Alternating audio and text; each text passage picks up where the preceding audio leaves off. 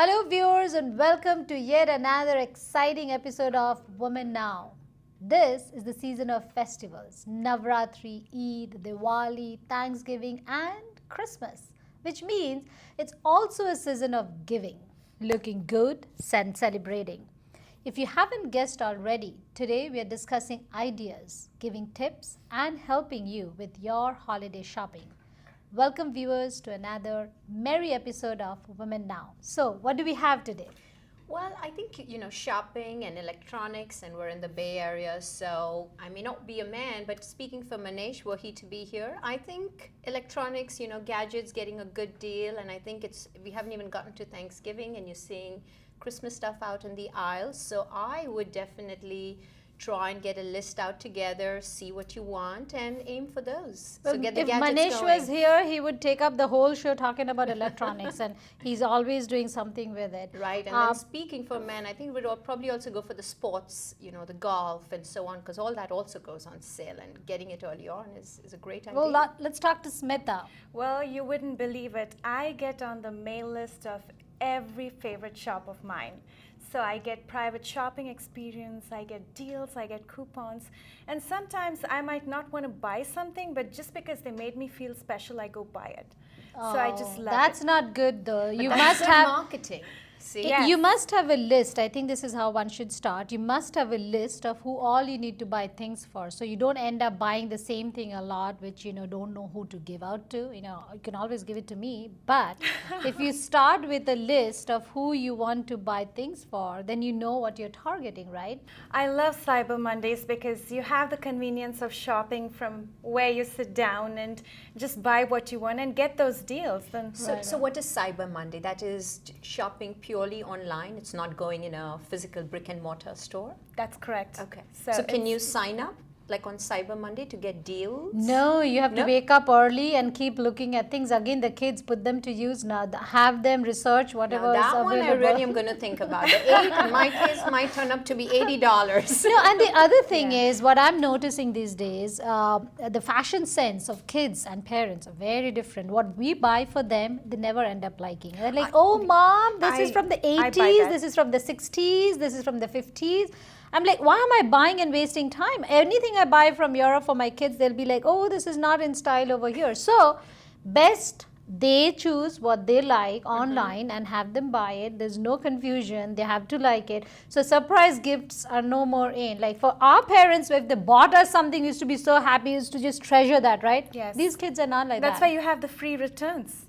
So no more But surprises. I feel bad that I chose it. I went to the store, I bought it, and then they like return it. I mean, what's the And point? you stood in that line for Yeah, hours. yeah. I know. My daughter's 4 years old, and she likes to see what she's buying. And whenever I get online, she's right next to me and saying, "This is the color I need," and I totally buy what See? she's saying. So I think going back to the online, I also like, the mail, or what a lot of us may just toss it away, or junk mail, but there's sometimes surprises in there, the catalogs, and it helps to kind of at least, I mean, I'm a planner. I want the list, I want the budget, so I know what to work with, and I can't do things last minute, which is why I think Cyber Mondays and the parking overnight or camping overnight may Right. not work for me. But it's good to have a list, see what you want, budget it, so hopefully holiday shopping becomes a fun experience. Coming back and- to your electronics, Yeah. I had a little tip. When buying electronics, I mean, people keep pushing that extended warranty. Not the $8 to $80 tip. Never buy extended warranty on electronics because by the time they're obsolete, that the product becomes obsolete. There's no need to actually have an extended warranty. You toss it and get a new one. I mean, how long have you used the same electronics? How That's long? right. Well, not too 1 long because year. you always have a new one coming out soon enough. Cameras, every year they're changing. So Right. there's no need to, I think, spend extra money on that. I mean, save that to buy the new product next time.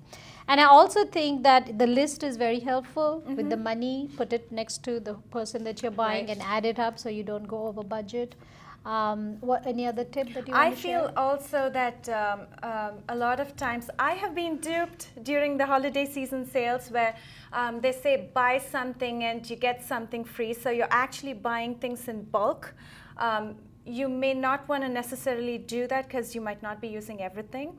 So just buy what you need. Exactly. I mean, volume doesn't matter. It's the quality of the product that you buy instead of the quantity. And that's a very important point, because a lot of people look for big things and voluminous things so that, you know, you impress the other person. But it's that one small thing that you want and you like. It doesn't matter how big it looked, all those gift baskets and all. You like it for that moment. But really, when you open it, there very few things in there that's important. It just looks big, right? So I think it goes back to like have a wish list, have a plan, hopefully most of us work within a budget, and keep all the deals that come online as well as in the mail. And observe the person that you're going to give a gift to, what he or she likes and what he or she usually wears. Observe that person, you know, little bit, find out what he doesn't have or and needs. be extra careful, especially when you want to buy those clothes. That is something very personal. So you might not want to really shop for clothes online, because that is something you want to touch, feel, wear it, and then see if it is something you want to buy.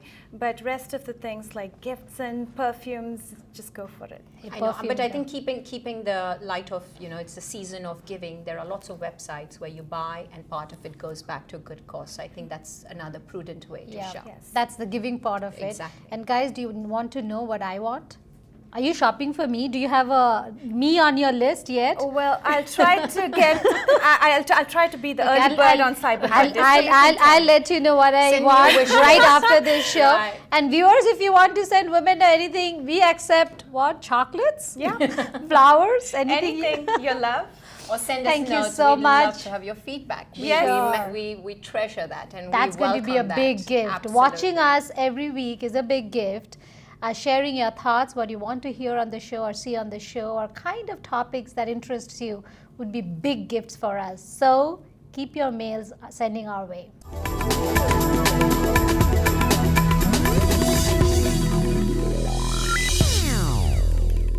Today we're going to talk about the topic of infertility.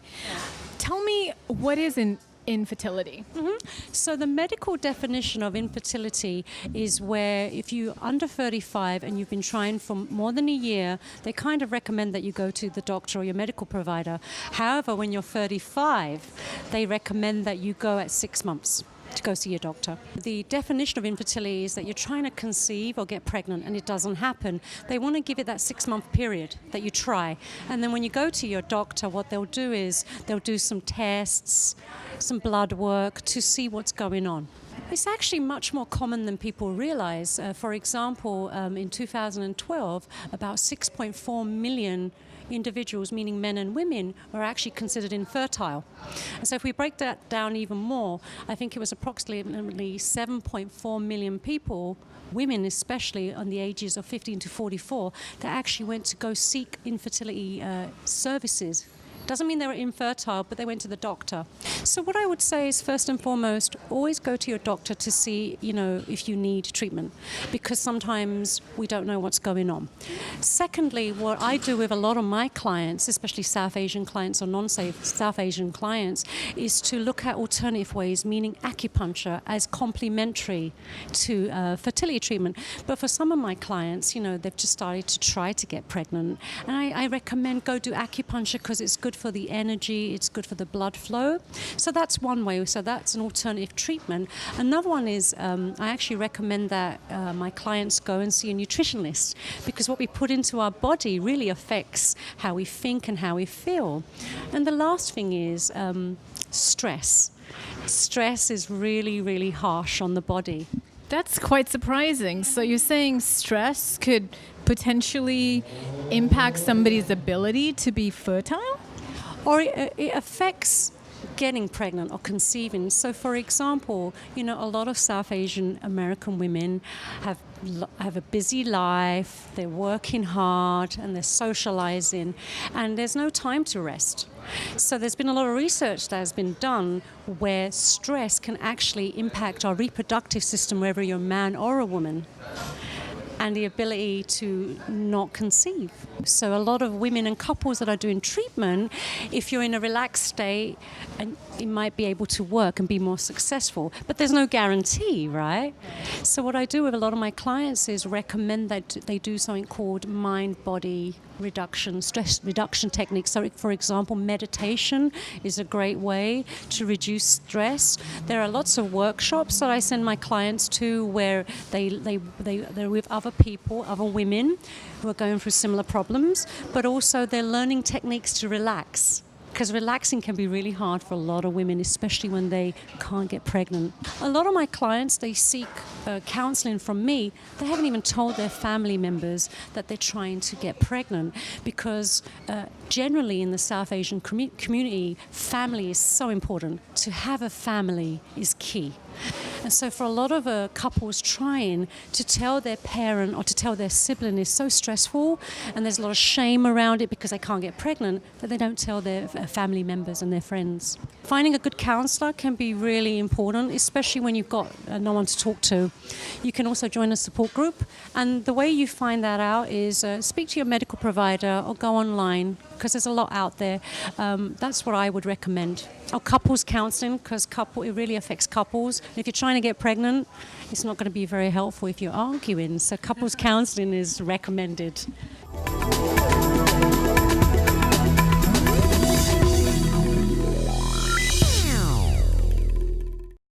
Sushmita, it's an absolute honor and a pleasure to have you here with me today. Let me just touch you and feel you, and it's real, right? And it's happening, and you're sitting here with me. And you must tell them the story. We actually are coming from all the way from India, she and I. We have kind of met each other and worked with each other 18 years ago. And here we are. We had to wait another 18 years and meet all the way in San Francisco. Welcome to San Francisco. Tell me first, what got you attracted to Home of Hope? You know, I believe in serendipities. I think and those are very... I think God has a plan, and He attracts people to people. And I have a very dear friend called Mr. Salim Sherwani. And he never speaks very highly of anyone unless he genuinely has studied them and knows them well. And he turned around and said to me very recently in Bombay that you have to meet someone called as Dr. Nilima Sabharwal. She runs an organization called the Home of Hope, and she literally runs it off of the trunk of a car. So I'm like, what? He says, yes, she lives in San Francisco. She's been running it for 12 years. And the kind of work she's done, the lives she's impacted 50,000 kids in the last 12 years. She's got running programs of 15 projects in India. She started a fresh one in Berkeley for the hearing impaired children. Everything I heard about her, and then after meeting her in Bombay, it was an instant connect. I mean, the first thing she turned around and said is, I believe that there's a calling in life. And that's the one thing I've always believed in. The minute she said that, I'm saying, what are we doing in San Francisco? Because we have to do this. I was coming to Los Angeles. We planned it together. And here we are tonight for the fundraiser for Home of Hope. And I'm really, really hoping that everything she's desired and hoped to have for her yearly budget. She has a computer program going on in India right now. And I would really love for these funds to be put in place. So that's how this whole thing, not in a nutshell, in a very long version, came together, but it's worth a mention. Well, Nilima is a magnet, and that's why I'm here with you today. And she inspires me. She inspires me. She paves the path for a lot of people to do a lot of good. Now, you have done so much, and from being nowhere to being Miss Universe, what has been the biggest learning in your life? Can you share that with us? Okay. Today is what, the 3rd, the 4th? I think it's the 5th?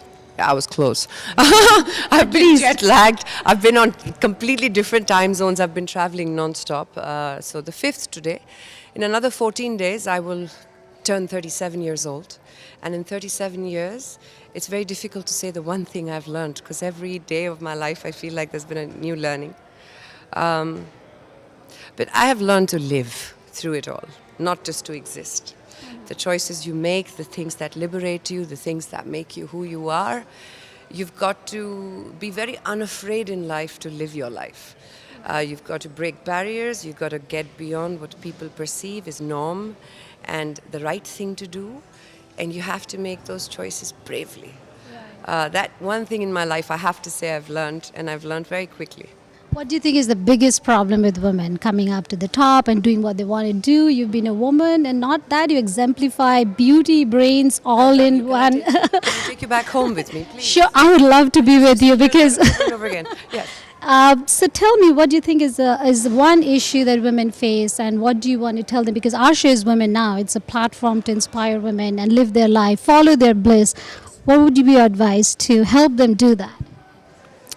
Don't compete with men.